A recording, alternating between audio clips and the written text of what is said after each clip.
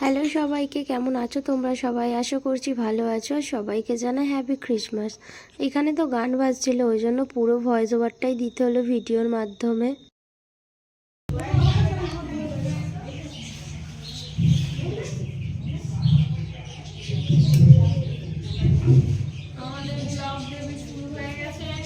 তো এখানে চলে এসেছি, এখনও প্রার্থনা আরম্ভ হয়নি। ওখানে তো কফি পকোড়া সবাই এখন খাচ্ছে নিচে দাঁড়িয়ে দাঁড়িয়ে। আর ওই যে দূরে ওটা আমার মেজদির ছেলে ঘোরাফেরা করছে। এ মিঠাই, কোথায় যাচ্ছিস?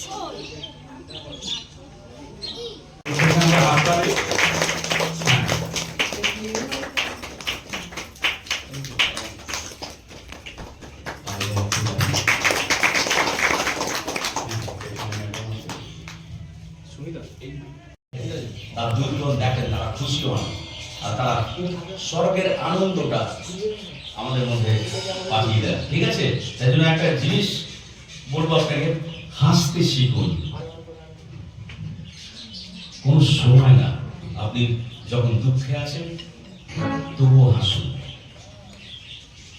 কষ্ট হয়, আমি অনেকজনকে বলার পর তারা বলেছে যে আপনি জানেন দুঃখটা, আপনি জানেন আমাকে যদি হাসতে বলছেন কতজন রেগে যায়। আমি একটাই কথা বলি, আমি হয়তো জানি না, ঈশ্বর জানেন। আপনার সব থেকে কষ্টের সময় আপনাকে একজন ছাড়বে না, যিশু। আপনি যখন সব থেকে কষ্ট পাচ্ছেন, আর পারছেন না, পড়ে যাবেন, এইবার আমি আর পারছি না, আমি চিন্তায় স্ট্রেসে আমার রোগ হচ্ছে, ওই মোমেন্টে যিশু আপনার সব থেকে কাছে থাকে। কারণ কি বলুন তো? উনি আনকন্ডিশনালি আপনাকে ভালোবাসেন। সবাই যখন ছেড়ে চলে যায়, কে থাকে জানেন? কে? যিশু। ঠিক আছে, আজকে বড়দিন, আজকে যিশুর জন্য আমরা এই গানগুলো করবো। ঠিক আছে সবাই?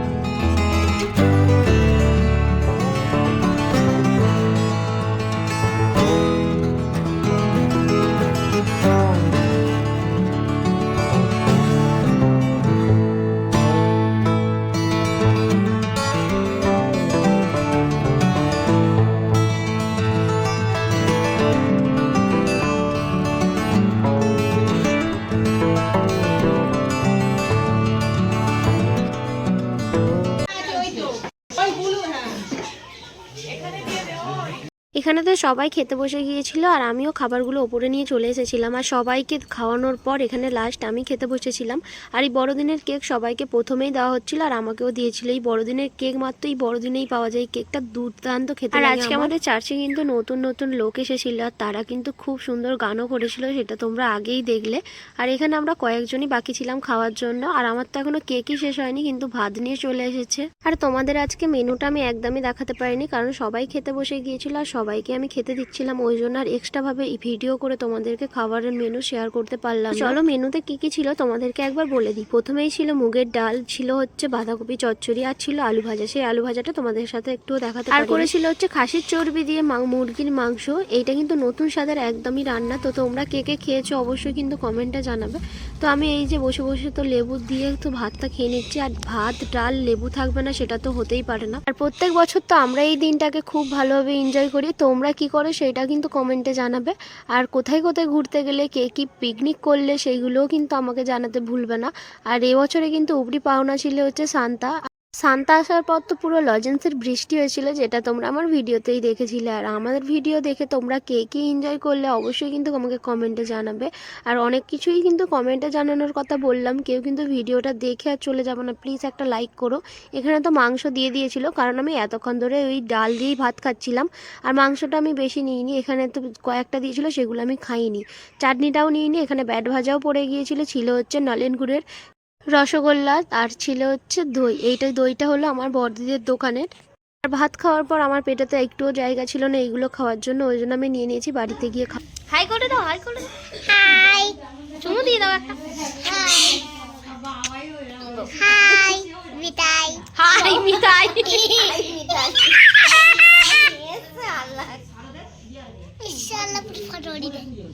বড়দিনের আগে তো কেক খেয়েছিলাম, কিন্তু বড়দিনে কেক খাবো না সেটা তো হতেই পারে না। এখানে বড়দিদের আবার দোকানের কেক নিয়ে চলে এসেছিলো, আর বড়দিদের দোকানের এই কেকটা না দুর্দান্ত খেতে ছিল। এই কেকটা সেই যে 5 টাকা প্যাকেট যে কেক হয় না, সেইটারই বড় কেক। আর এই কেক খেতেও আমার খুব ভালো লাগে, ওই জন্য এইখানে আমি কেটে নিয়েছি, আর সবাইকেই পিস পিস করে দিয়ে দেবো। প্রথমে পিসটা কেটে কিন্তু আমিই খেয়েছিলাম।